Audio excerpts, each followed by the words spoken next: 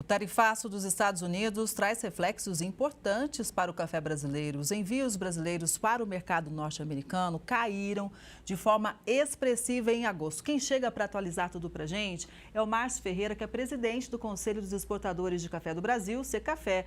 Bom dia, Márcio. Seja sempre muito bem-vindo aqui ao Record News Rural. Eli, bom dia, prazer estar aqui com vocês novamente. Prazer o nosso também. Bom, um mês de tarifaço. Qual foi o impacto desse período para o nosso café? Em relação aos Estados Unidos, nós tivemos um impacto grande, aí eu queria destacar em dois tempos, né? O tarifaço começa a ser aplicado a partir do dia 7 de agosto. E é interessante notar que no dia 6 de agosto, a Bolsa de Nova York estava 286 e a Bolsa de Londres estava 3.340. No dia 31 de agosto, a Bolsa de Nova York pulou para 386, ou seja, subiu 33%. E Londres, de 3.340, foi para 4.815, subiu 45%. Em relação à demanda americana, nós tivemos uma queda comparada a agosto do ano passado, da ordem de 47%, mas aí eu queria fazer uma alusão que a safra de arábica nossa, que é majoritariamente comprada pelo americano, na verdade, ela sofreu uma quebra substancial em relação à última safra. Mas quando a gente compara o agosto, agora, 2025, contra o julho, mês anterior, quando ainda não tinha tarifa, ainda assim você tem uma queda da ordem de 27%. Então, a reação do importador foi não fazer novos contratos e, na medida do possível, atrasar os contratos antigos. Impacto direto nas nossas exportações para lá. Com certeza. Agora, a gente acompanhou, inclusive, a movimentação intensa do setor cafeiro, com trabalho, manifestação constante da ABIX, da ABIC, da BSCA e, claro, também do Secafé. Inclusive, na semana passada, houve uma série de ações em Washington, né, junto aos parceiros do setor privado, com representantes do Departamento de Estado americano, participação de audiência pública do escritório do representante comercial dos Estados Unidos. Bom, tudo isso, claro, todo esse trabalho teve o objetivo de defender a cafeicultura brasileira contra a taxação de 50%. Mas nesse cenário todo, Márcio, o setor ainda tem expectativa de que o café seja isento dessa taxação? Ainda tem um caminho, uma esperança? Sim, a gente tem essa expectativa, como você colocou bem na semana passada, mais precisamente dia 3 e dia 4 ali, desde o início da semana, né, a delegação brasileira estava lá, por parte do Secafé, o Marcos Mato, nosso diretor-geral, que fez a defesa da seção 301 em favor do café brasileiro e contra as tarifas.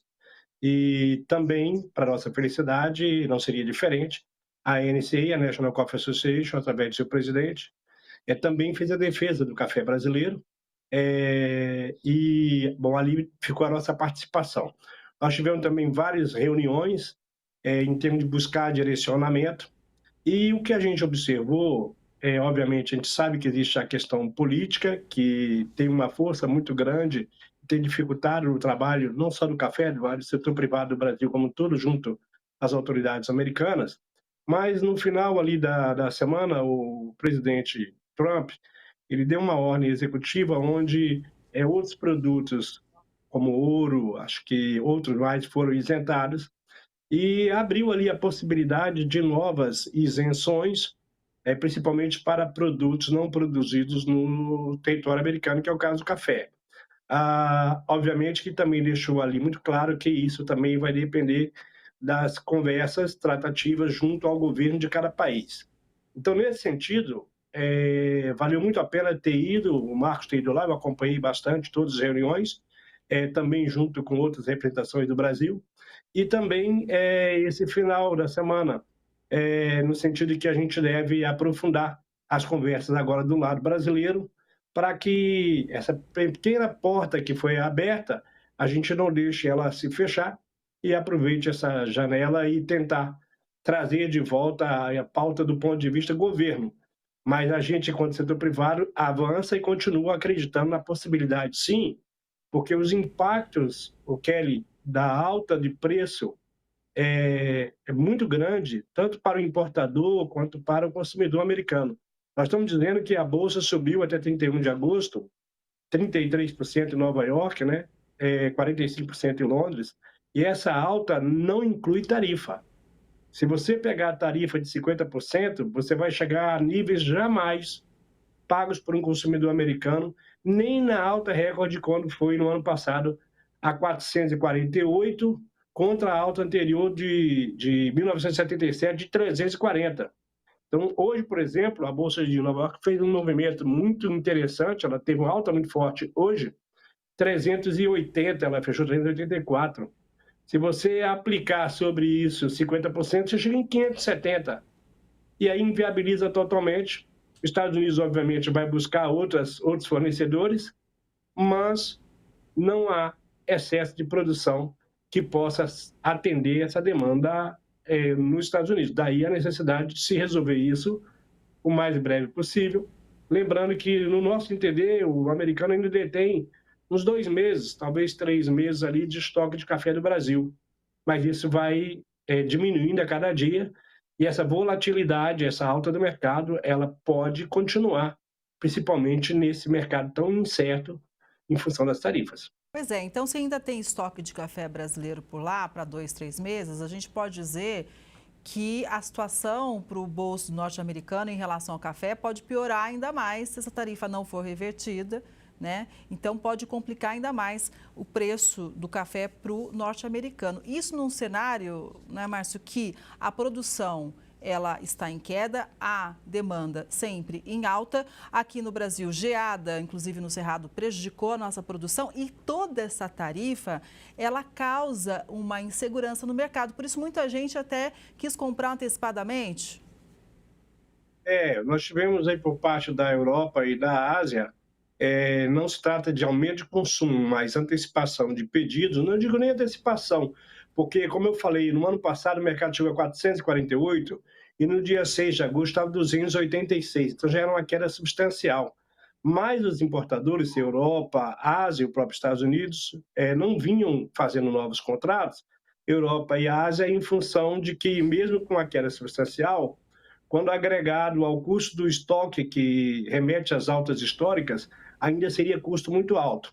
Mas, uma vez determinada a tarifa de 50%, a gente viu Europa e Ásia realmente antecipando pedidos, no sentido de novos contratos, e até para garantir o nível que o mercado estava ali, 286, de repente eles podem ter, e a gente viu uma ação na Bolsa do torrador comprando na Bolsa, e aí também ajuda a levantar mais o mercado, porque aí entra o torrador comprando, entra o fundo especulador também comprando, e o mercado, como a gente colocou, saiu nesses níveis de 286 para 380, 384 hoje, e a gente realmente tem essa expectativa que, enquanto não houver uma normalização do fluxo, e aí você tem aquela realocação de café do Brasil indo mais para a Europa, para a Ásia, caso as outras origens venham a suprir algum espaço deixado pelo Brasil no território americano, essa confusão gerada, essa insegurança e os aspectos logísticos envolvidos, criam realmente um mercado de muita volatilidade e com tendência de novas altas.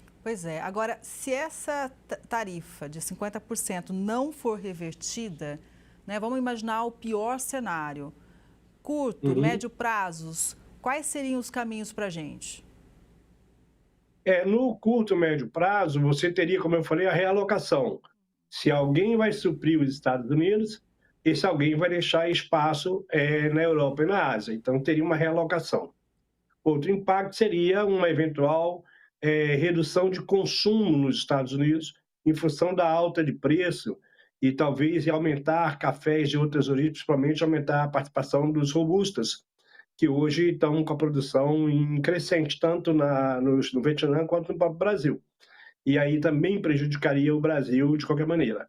Agora, a médio e longo prazo, principalmente longo prazo, aí já tratando da safra seguinte, que tem um potencial de ser uma safra bem melhor, e as próximas safras, fruto de preço alto, que traz realmente mais investimento e mais plantio de café, a gente tem visto principalmente no Robusto, na Arábica também, aumento de plantio e plantio em novas áreas, por exemplo, Mato Grosso vem começando a plantar café, principalmente Robusta, um eventual excedente de produção seria péssimo para o Brasil, derrubaria o mercado, não tenho sombra de dúvida, com a ausência de um comprador que representa o nosso maior cliente, 8 milhões de sacas de café do Brasil para os Estados Unidos. Márcio, hoje, a partir das 4 da tarde, vai ser divulgado o relatório mensal com atualização das exportações até o fim de agosto. Bom, e além dessa queda expressiva para os Estados Unidos, tem algum dado que você pode antecipar, um dado que chama a sua atenção? Porque os Estados Unidos continuam na liderança das importações dos nossos cafés em agosto. Então, o que a gente pode trazer de um balanço geral de destaque desse relatório que vai ser divulgado ainda hoje? O relatório que está para ser divulgado, ele vai mostrar essa queda acentuada nos Estados Unidos em relação a agosto, de 47%, mais ou menos, aproximado. Lembrando que também você tem uma safra de arábica menor, então os 47 não é só por causa da tarifa, mas quando você olha o julho, que já estava um mês antes da tarifa, a queda continua sendo de 27%, aí nós estamos falando já no mesmo ano safra. Agora, a gente tem também uma performance muito boa por parte da Alemanha, que aumentou substancialmente, comparada principalmente a julho agora, um volume substancial, e provavelmente, eu ainda não tenho os números, mas provavelmente para o mês de agosto, a Alemanha deve ultrapassar os Estados Unidos. Lembrando que a Alemanha tem uma característica de ser reexportadora, né? Então, obviamente, você tem um aumento de produto industrializado e automaticamente, provavelmente, é reexportação. Não necessariamente para território americano, mas você vai ter. Agora, vai ter com certeza um aumento da Europa como um todo, como market share, comparado com os Estados Unidos, o continente americano, com a queda. E uma coisa que muitos perguntam também: mas se os Estados Unidos não compram, não pode gerar uma baixa de preço com excesso de mercadoria? Como a gente não tem excedente, não haverá aumento de oferta no Brasil, inclusive em função dessas últimas altas, a gente já viu marcas tradicionais brasileiras anunciando aumento aí de 10 a 15% nos preços para os supermercados. Ou seja, aquela tradicional pergunta, vai cair o preço do café para o brasileiro? Está respondido então. E olha, a gente vê, né, É, Márcio, que é uma série de fatores que levam a esse resultado de aumento de preço. porque para o consumidor, às vezes é difícil entender o que acontece. A alta no preço, ela é diária. Como eu estava te falando hoje, por exemplo, quando a gente fala Nova York subiu 1.100 pontos. Nós estamos dizendo que hoje a bolsa subiu a ordem de US$ 15 por saca. E essa alta ela é imediata, você tem que pagar o novo preço para poder adquirir o produto. E até chegar na gôndola para o consumidor, isso leva bem mais tempo, né? Obviamente que a alta de preço ela é muito favorável para o produtor. Nós vimos até o dia 6 de agosto, o Conilon estava precificado em R$ 1.000, a bica corrida, que é adquirida ao produtor, e no dia 31 de agosto já estava R$ 1.500, uma alta de 50%. O Arábica estava 1.800 e pulou para 2.400, também 33%. Essa alta, como eu falei, ela é diária. Até essa alta chegar para o consumidor final, leva tempo. E aí, às vezes, ele pergunta, então, por que o preço não caiu se a Bolsa, num determinado momento, ela teve uma redução? Exatamente porque a alta vai levar tempo para chegar e a baixa também leva tempo para chegar. A gente tinha um prognóstico, em condições normais, que a partir agora do último trimestre, os preços fossem arrefecendo mais um pouco, favorecendo todos os elos da cadeia, desde o comprador, o exportador, o comerciante, até o consumidor final. Infelizmente, nessa estrutura de bolsa que levou, eu volto a dizer, quase 40% de alta, sem considerar a tarifa, é impossível falar em queda de preço no momento.